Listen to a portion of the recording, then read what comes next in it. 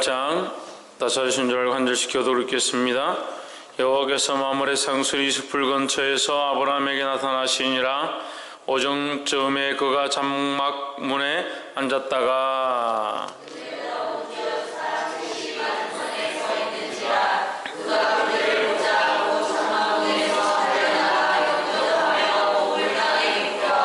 가로되 내 주여, 내가 주께 은혜를 입어 사오면 원컨대 종을 떠나 지나가지 마옵시고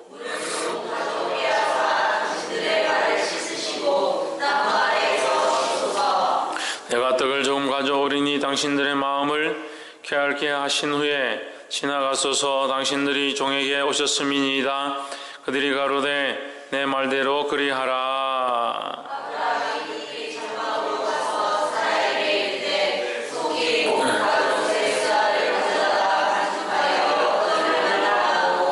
아브라함이 또 짐승 떼에 달려가서 기름지고 좋은 송아지를 취하여 하인에게 주니 그가 급히 요리한지라.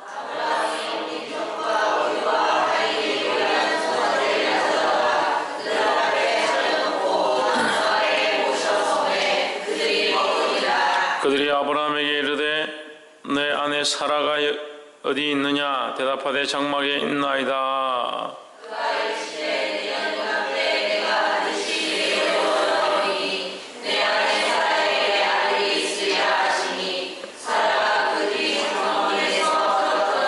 아브라함과 사라가 나이 많아 늙었고 사라의 경수는 끊어졌는지라.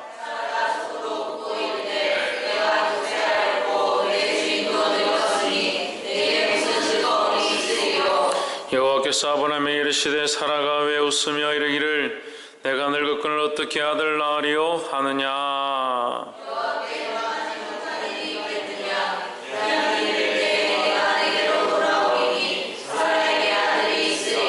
사라가 두려워서 승인치 아니하여 가로되 내가 웃지 아니하였나이다.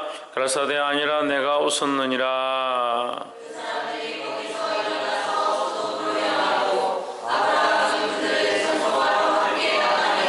여호와께서 가라사대 나의 하려는 것을 아브라함에게 숨기겠느냐.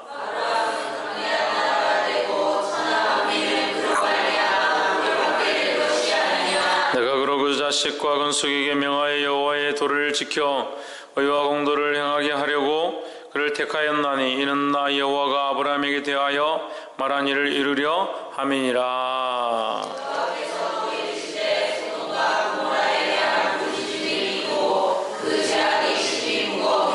내가 이제 내려가서 그 모든 행한 것이 과연 내게 들린 부르짖음과 같은지 그렇지 아니하는지 내가 보고 알려 하노라.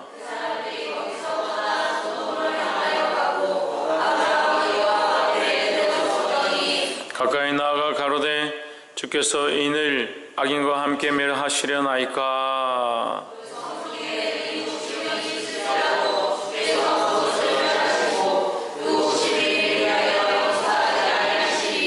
주께서 이같이 하사 이늘 악인과 함께 죽이심은 불가하오며 의인과 악인을 균등히 하심도 불가하니이다.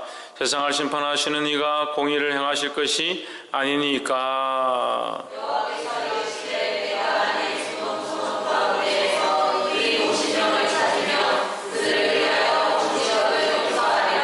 아브라함이 말씀하여 가로되 티끌과 같은 나라도 감히 주께 구하나이다.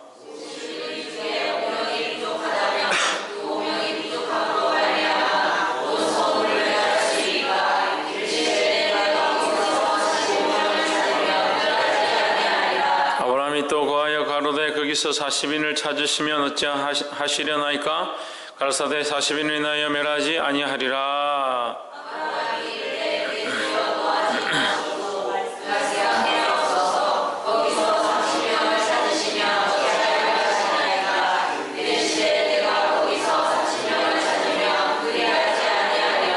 아브라함이 또 가로되 내가 감히 내 주께 구하나이다. 거기서 20인을 찾으시면 어찌하시려나이까. 가라사대 내가 20인을 인하여 멸하지 아니하리라. 아브라함이 또 이르되 주는 도하지 마옵소서. 내가 이것만 하러 가리이다. 거기서 10명을 찾으시면 어찌하리라 하시나이다. 그 주에 내가 읽읍시다. 여호와께서 아브라함과 말씀을 마치시고 즉시 가시니 아브라함도 자기 곳으로 돌아갔더라. 아멘. 할렐루야. 우리 옆에 성에서 합시다. 사랑합니다. 축복합니다. 할렐루야. 창세기 18장은 우리가 말씀 중에서 굉장히 중요한 말씀이라고 생각을 합니다. 더더욱 인간의 죄로 말미암아 하나님께서 멸망시키시고 난 뒤에 사람에게 가까이 오셔서 그와 대화하시고 그의 기도를 들으시는 장면이 나옵니다. 그래서 28장이 아주 중요한 우리에게 도전들이 되고 또 우리가 하나님 앞에 나아가는 방법들, 어떻게 하나님을 부르짖어야 하고 하나님께서 우리에게 오실 때 우리가 어떻게 알아야 함에 대한 것들을 시사한다고 볼 수 있습니다. 이 말씀을 통한 귀한 도전들이 있기를 주의 이름으로 축원합니다. 28장 1절에 보시면 여호와께서 마므레 상수리 숲을 근처에서 하고 있습니다.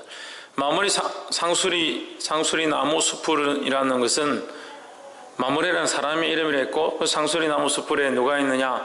아브라함이 살고 있는 거처다. 아브라함이 살고 있는 거처에 누가 오셨느냐? 여호와께서 왔습니다. 그렇죠? 근데 여호와께서 오셨는데 2절에 보면 눈을 들어본 적 누가 눈을 들어봤겠습니까? 아브라함이 눈을 들어본 적 잘 안 보입니다. 사람 셋이 맞은편에 서 있는지라. 그럼 누가 보이는 겁니까? 글이 잘 안 보인다고. 2절에 자 1절에서 여호와께서 아브라함을 찾아오셨는데 2절에서 뭐라고 했냐면 사람 셋이 찾아왔다 이렇게 얘기를 하고 있습니다. 그래서 여기에 여러 가지 주장들이 있습니다. 하나는 천사다라고 하기도 하고 천사들이 찾아온 것이다. 또 하나는 하나님의 현현. 그러니까 하나님의 현현은 우리가 신약에 와서 성부와 성자와 성령을 이렇게 삼위일체의 하나님을 우리가 알게 되지요.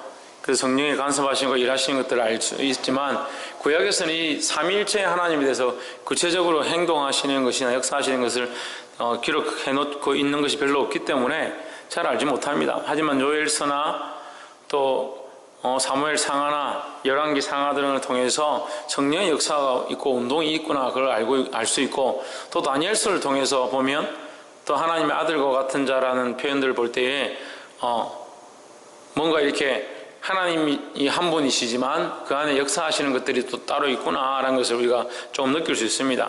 그래서 신약에 와서 이것이 정립이 되는데 구약시대 때 우리가 여호와 하나님을 알고 있는데 이 성령과 그 하나님의 아들에 대한 이 표현들이 안 나오죠. 실제적으로는 나오지 않으니까 잘 알 수가 없는데 그 하나님의 현현, 하나님이 굉장히 중요할 때 하나님의 필요에 따라서 하나님께서 그 모세나 하나님께서 택하신 자들 앞에 실제로 모습을 드러내시는 장면들이 나옵니다. 그래서 이사야에게 나타났다든지 근데 그것은 실존의 현현이라고 잘 생각하지는 않습니다. 그런 부분들 볼 때에.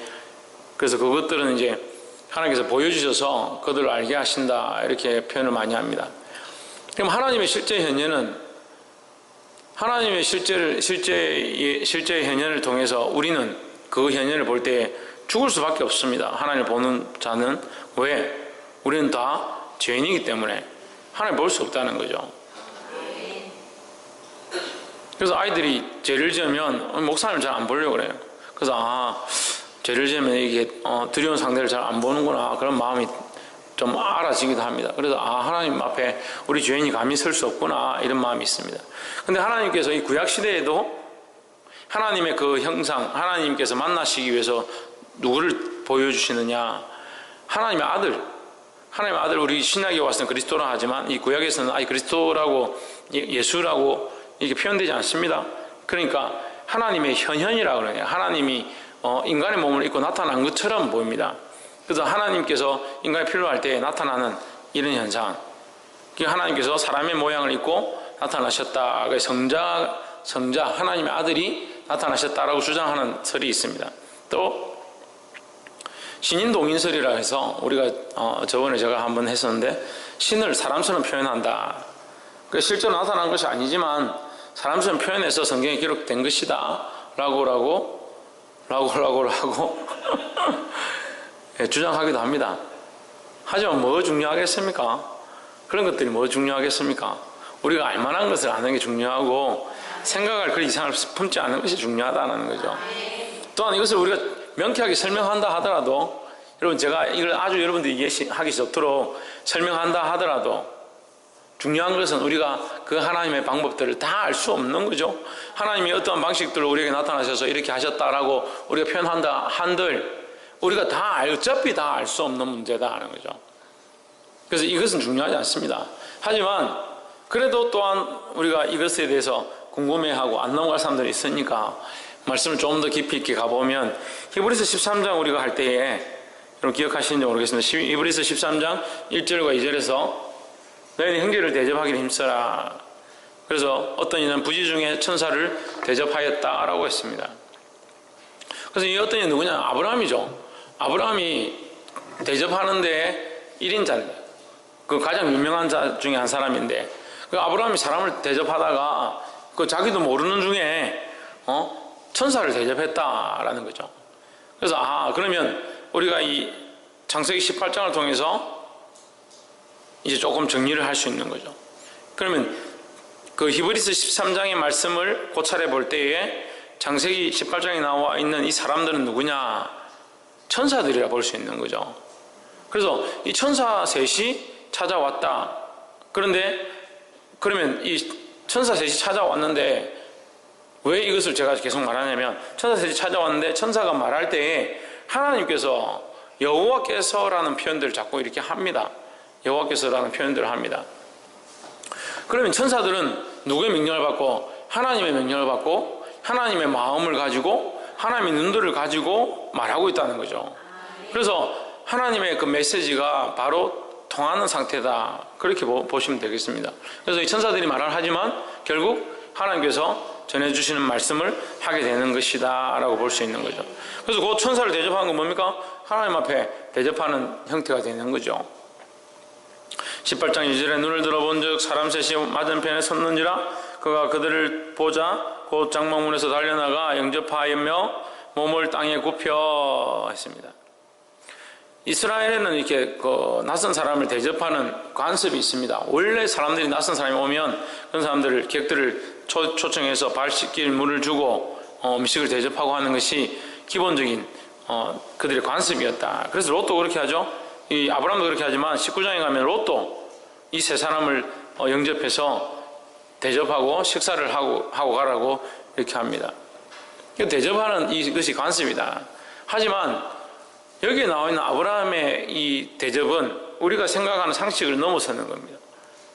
아브라함이 지금 나이가 몇 살이냐면 100세에 가깝죠. 99세입니다.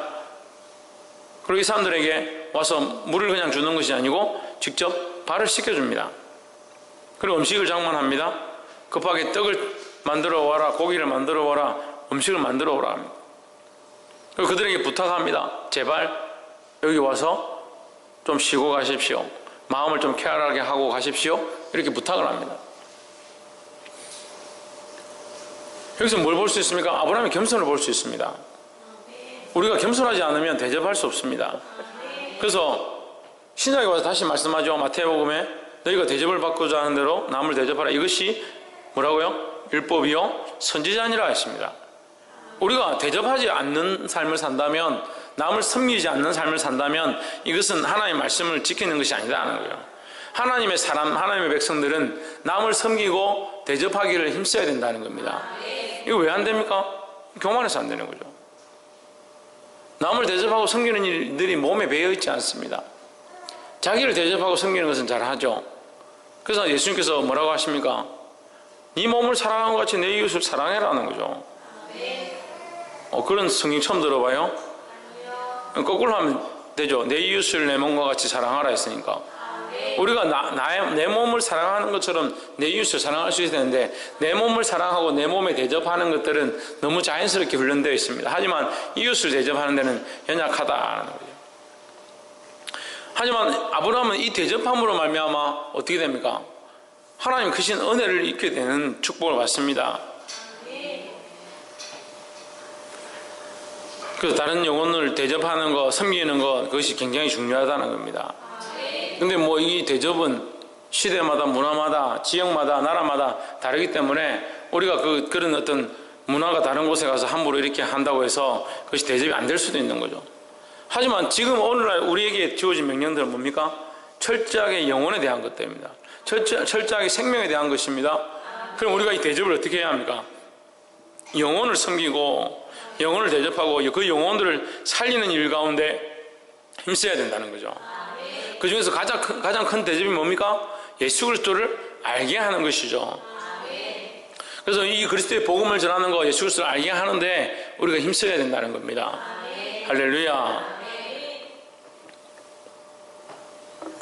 10절에 그가 가라사대 기한이 이를 때에 내가 정녕 내게로 돌아오리니 내 아내 사라에게 아들이 있으리라 하시니 사라가 그 뒤 장막문에서 들었더라 했습니다. 자, 이건 뭡니까? 이것은 이 축복의 말씀이죠. 그렇게 되어질 것들에 대한 축복이죠.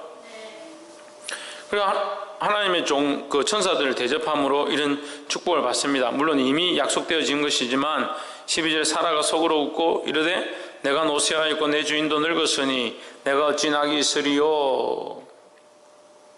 15절에 사라가 두려워서 성인치 아니하여 가로되 내가 웃지 아니하였나이다. 가라사대 아니라 내가 웃었느니라 했습니다.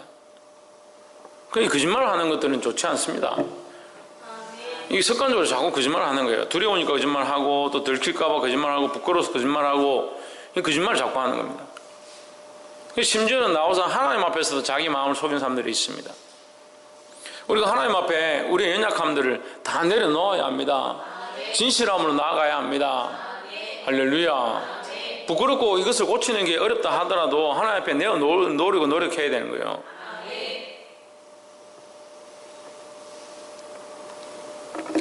근데 13절에 한번 보면 여호와께서 아브라함에게 이르시되 사라가 왜 웃으며 이르기를 내가 늙었거늘 어떻게 아들을 낳으리요 하느냐. 다 안다는 얘기죠. 아는데 14절에 보면 여호와께 능치 못한 일이 있겠느냐.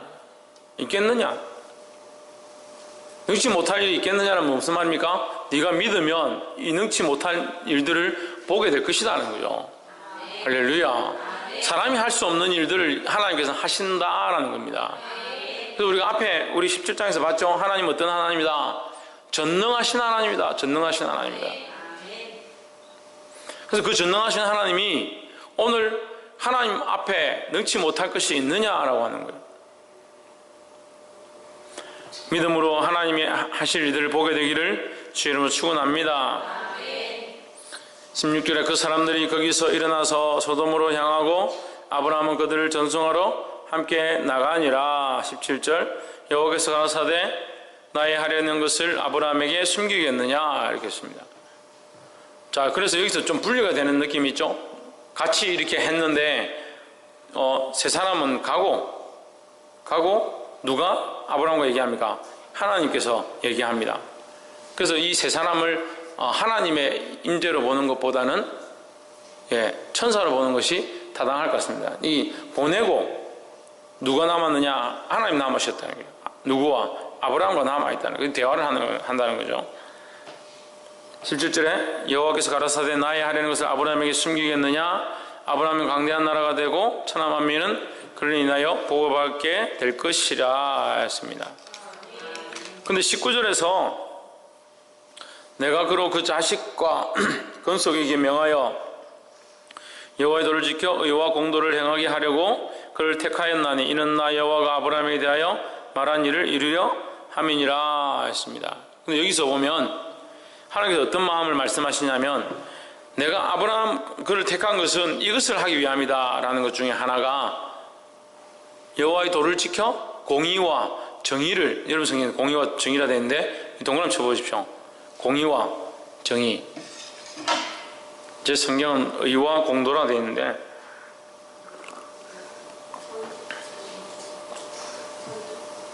그렇게 되어 있어요? 그럼 저 무슨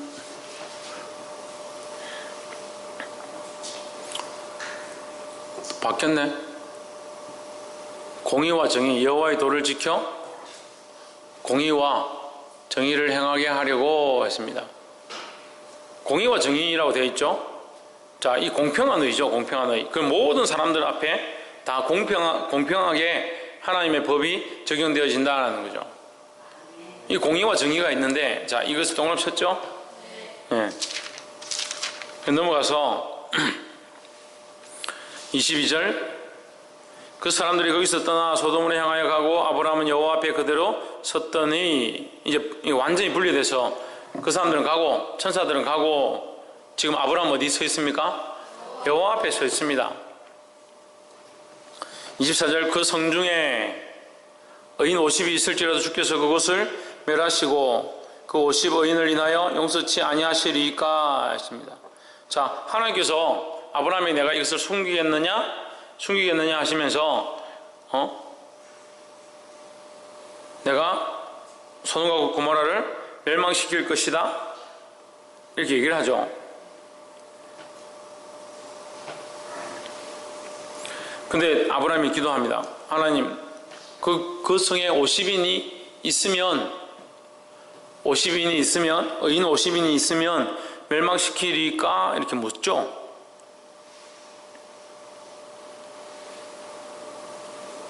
제가 이 설교를 한 게 아직도 기억이 나요. 이 설교를 제가 3년 전인가 4년 전에 우리 구약을 할 때 이 말씀을 가지고 했던 게 기억이 나요. 혹시 기억나는 사람 있어요? 하나님이 왜 여호와 하나님께서 왜 아브라함에게 이 얘기를 하셨을까요? 소돔과 고모라 성을 멸망시킬 건데, 예? 기도하라고, 그들을 중보하라고. 그래서 하나님께서는 이 멸망의 목적이 있는 게 아니에요. 멸망의 목적이 있는 게 아니에요. 그럼 하나님께서 그 의인이 있는 줄 몰라서, 그 의인이 몇 명 있는 줄, 몇 명인지 몰라서 소돔과 고모라를 찾아가는 게 아닙니다. 우리가 어떤 관점을 봐야 합니까? 하나님께서 긍휼의 방법들을 봐야 되는 거예요. 하나님께서 하시고자 하는 긍휼의 방법들을 가지고 말씀을 봐야 되는 거예요. 잘못 보면 하나님께서 아무것도 모르시는구나, 하나님 멸망시키려고 하는구나, 하나님은 아브라함을 놀리고 있구나, 이렇게밖에 안 보이는 거죠. 그렇지 않습니다. 하나님은 아브라함을 인격적으로 대하십니다. 하나님은 소돔과 고모라를 불쌍히 여기십니다. 그 기회를 주시는 거죠. 기회를. 거기 여인이 있는가 찾아가 보고 그들이 어떠한 것을 다시 보고자 하는 하나님의 그 안타까운 마음들을 보여주시는 거예요. 오늘날도 마찬가지죠. 하나님 왜 이 세상을 멸망시키지 않습니까? 그렇게 볼 것이 아니라 하나님께서 이 땅에 대해서 참으시고 길이 참으시는 중에 기다리고 계시면 우리가 알 수 있어야 되는 거죠. 그럼 우리는 뭐 해야 됩니까? 이걸 아는데, 하나님 참고 기다리시면 아는데 우리는 뭐 해야 합니까? 그것을 위해서 기도해야 합니다. 근데 기도하기에는 우리의 삶이 너무 바쁘죠? 자기를 너무 사랑하죠? 자기를 사랑하는데 하기에 바쁜데 남을 대접할 시간이 어디 있겠습니까? 다른 영혼들에게 내가 섬김과 봉사와 사랑으로 희생해야겠다는 그런 마음이 어디 있겠습니까? 그런 마음이 없는 사람들이 이 사실을 안다고 해서 기도하겠습니까? 그 땅이 멸망하든 그 나라가 망하든 나와 무슨 상관이 있겠습니까? 심지어는 우리가 일본에 선교하러 간다면 일본에 뭐 하러 가냐고. 하필이면 왜 일본에 가냐?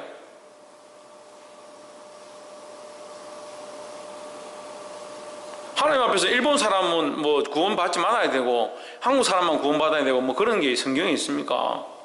그게 하나님의 마음입니까? 다 똑같은 영혼들인데, 물론 배역한 것들이 있고 그런 더러운 것들이 있고 그 말하는 것들과 행동이 다른 그런 것들이 있죠. 민족성이라는 게 있죠. 하지만 영혼은 영혼이고 생명은 생명이고, 하나님 우리에게 기회를 주셔서 우리에게 중보하도록, 전도하도록, 복음을 전하도록, 하나님의 사역들을 하도록 우리에게 맡기셨습니다. 그럼 여러분, 우리 삶에서 무엇을 해야 합니까? 이 복음의 일들을 하고 영혼을 살리는 일들을 해야 하는데, 과연 우리는 지금 뭘 하고 있습니까?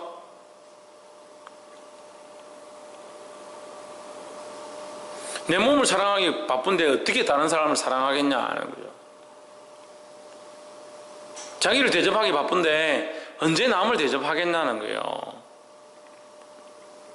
이 말씀을 들으면서도 이 말씀을 내게 내가 어떻게 들으면 내게 좀 유익할까라고 듣고 있대요. 내가 이 말씀에 어떻게 순종해서 어떻게 다른 영혼을 살릴까, 이런 고민들에 빠져야 되는 거예요. 내가 이 말씀을 듣고 이 성을 어떻게 바꾸며 이 땅을 어떻게 바꾸며 하는 그런 자세로 있어야 하는 거예요. 아브라함은 목숨을 걸고 하나님 앞에 섰습니다. 주여, 나를 불쌍히 여기십시오. 제발 들어주십시오. 내가 한 마디만 더 하겠습니다.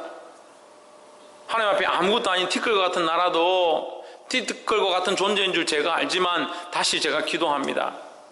그렇게 하면서 기도하는 거예요. 할렐루야.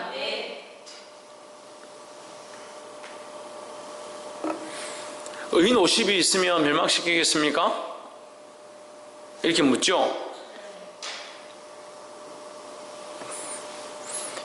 25절, 주께서 이같이 하사 의인을 악인과 함께 죽이심은 불가하오며 의인과 악인을 균등히 하심도 불가하나이다.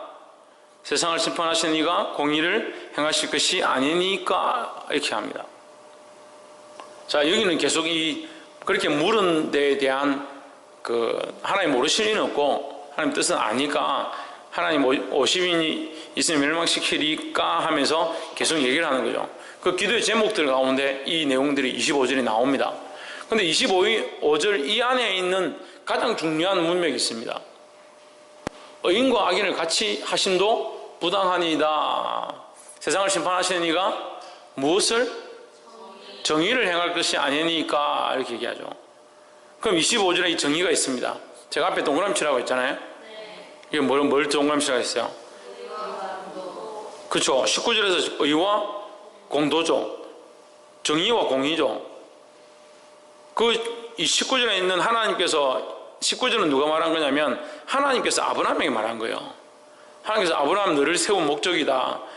아브라함아, 내가 너를 세운 목적이 뭐냐? 의와 정의와 공의다. 너희로 정의와 공의를 세우고 너희로 정의와 공의를 행하게 하고 너희로 말미암아 세상 가운데 정의와 공의가 선포되어지도록 하기 위해서 내가 너희를 세웠다라고 하는 거죠. 할렐루야. 그럼 잘 보십시오. 하나님이 아브라함을 세워서 내가 너를 세워서 세상의 정의와 공의를 온전히 지키는 자로, 그 정의와 공의를 세워가는 자로 너를 세웠다, 이렇게 말했습니다. 그 얘기를 한 것은 뭐예요? 누가 말했어요? 하나님께서 말했습니다. 재미나죠? 재미없구나. 저는 재미난데, 하나님께서 아브라함이 뭘 가르쳐 줍니까? 아브라함이 뭘 해야 될지를 가르쳐 줍니다. 정의로 네가 쓰임받아야 된다는, 정의에 대해서 네가 사용되어져야 된다는 그 사실을 가르쳐 줍니다. 그 사실을 깨달은 아브라함이 하나님께서 멸망시키실 것이라는 소돔과 고모라의 얘기를 듣고 뭘 씁니까? 하나님 가르쳐 주신 이걸 씁니다. 하나님께 씁니다. 자, 봅시다. 그러면 정의와 공의를 가르쳐 줬으니까 이걸로 하나님 대적해서 내가 정의와 공의를 막아야지 하는 게 아니잖아요. 그게 아니잖아요. 막으려고 하는 게 아니잖아요. 하나님께서 세우시고자 하는 이 정의와 공의를 더 세워주시기 원합니다라고 기도하는 거예요, 지금. 이게 놀라운 거예요. 소돔과 고모라의 멸망을 가르쳐 주신 하나님께서 아브라함에게 왜 가르쳐 주십니까? 기도하라고 가르쳐 주시죠. 그래서 아브라함을 세울 때에 그에게 정의와 공의를 가르쳐 주십니다. 유엘이 뭘 가르쳐 줬다고? 왜 가르쳐 줬다고? 왜 가르쳐 줬다고? 신이가 왜 가르쳐 줬다고? 기도하게 하시기 위해서. 하나님께서 이 멸망할 것들을 가르쳐 주십니다. 멸망할 걸 가르쳐 주십니다. 왜? 기도하라고, 중보하라고. 정의와 공의를 가르쳐 주십니다. 정의와 공의를 내가 너를 세워서 정의와 공의를 흘러가게 할 것이다. 그래서 뭐 하라고 합니까? 기도하라고 말하지 않지만 이것이 아브라함이 하나님 앞에 기도할 수 있는 유일한 방법이었습니다. 아브라함이 어떻게 보면 여기서 정의와 공의를 꺼내지 않고 이것이 하나님의 정의입니다, 이렇게 하는 것이 하나님의 정의이지 않습니까? 라고 하지 않고 다른 것으로 기도했으면 어떻게 보면 하나님 앞에서 이렇게 됐을 수도 있습니다. 감히 말할 수는 없지만 근데 아브라함이 뭘 꺼냈습니까? 하나님이 말씀하신 그 정의, 의인과 악인을 멸망시키는 것이 옳지 않습니다. 이 정의와 공의를 꺼내는 거죠. 이것을 뭐라고 하냐면 예수 그리스도의 중보자 되심의 모양들이에요. 하나님께서 우리를 향하신 그 마음을 누구를 통해서? 그리스도를 통해서 보여주십니다.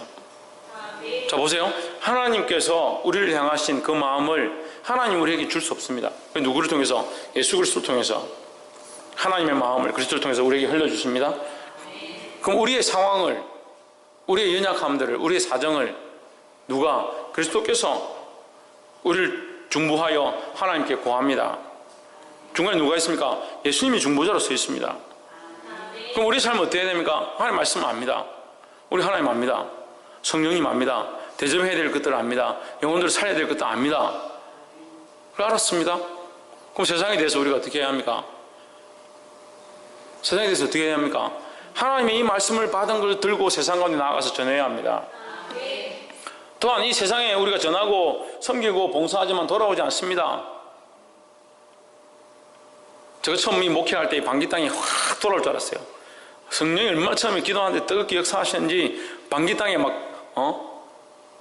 하늘의 문이 열리고 주의 은혜 강수가 막 흘러서 이 땅에 흘러가서 그거는 환상들 보여주셔가 저는 대본에 돌아올 줄 알았어요. 안 믿는구나. 대본에 돌아올 줄 알았어요. 정말로 한 주 만에 아이들 몇 명씩 막 이렇게 늘어나니까 교회를 왜 지었냐 하던데, 교회를 왜 짓기는? 자리가 없으니까 지었지. 그 위에 저 창고에 있을 때 자리가 40석이에요. 40석. 40석인데 성탄절 날 100명이 왔죠. 밑에 40석 다 앉고 2층에 앉고 지휘하러 올라갈 데가 없어가지고 제가 지휘를 했잖아요. 성탄절 날 지휘하러 서 있을 데가 없어가지고 2층에 애들 좀 비켜라 하고 구석에 서서 이렇게 지휘를 했습니다. 그렇게 지었죠. 우리가 교회를 18명 가지고 시작했는데, 그건 저는 대번에 이 방귀 땅이 하나님 앞에 돌아올 줄 알았습니다. 하나님 그렇게 빨리 응답하실 줄 알았습니다.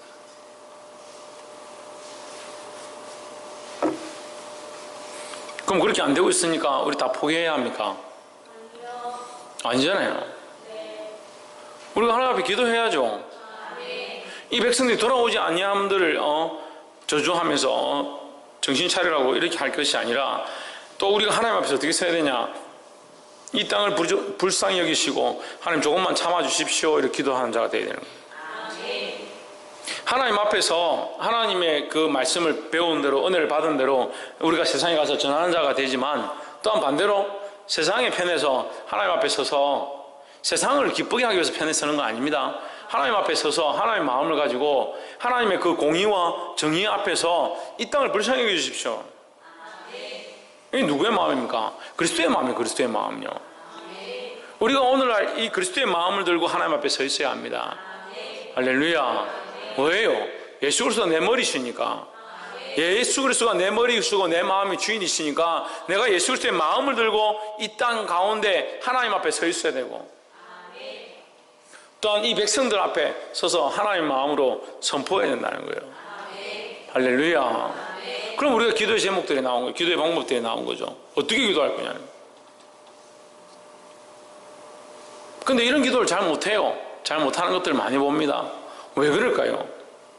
자기를 사랑하고 자기에게로 주목하고 있으니까, 자기에게로 집중하고 있으니까 하나님의 마음이 흘러가는 게 아니다. 기도하십시오. 부르짖으십시오. 영혼을 위해서 부르짖으십시오. 가정을 위해 기도하십시오. 기도를 하는 것보다 뭘 맞추는 게 있느냐? 하나님의 마음에 그들의 생각을 고쳐서 맞추는 게 더 힘들다는 거죠. 그러니까 헛된 기도를 하는 사람들이 많아요. 헛된 기도를. 어제도 했잖아요. 무엇을 쓰려고? 정욕을 쓰려고 잘못 구합니다. 자기 욕심에 이끌려서 구한다. 그 하나님의 뜻이 없는 거죠. 하나님의 뜻 앞에 자기를 굴복시키지 않는 거죠. 겸손하지 않은 거죠. 자기 욕심에 이끌리죠. 교만하죠. 하나님 뜻 없지요. 그것들을 굴복시켜서 하나님의 뜻에 맞춰서 기도하도록 하는 게 더 힘들다는 거예요. 그런데 왜 하지 않습니까? 자기를 굴복시키고 자기를 버리는 일부터 해야 합니다.